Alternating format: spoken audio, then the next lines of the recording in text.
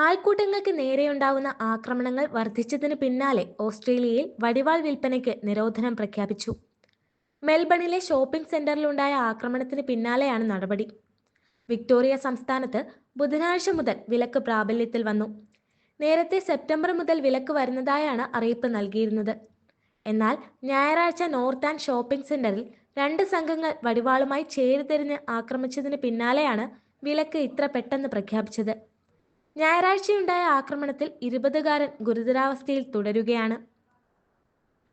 20 സെന്റിമീറ്ററിലേറെ നീളമുള്ള മൂർച്ചയേറിയ ഭാഗമുള്ള കത്തികളെല്ലാം തന്നെ വടിവാൾ എന്ന വിഭാഗത്തിലാണ് ഉൾപ്പെടുത്തിയിരിക്കുന്നത്.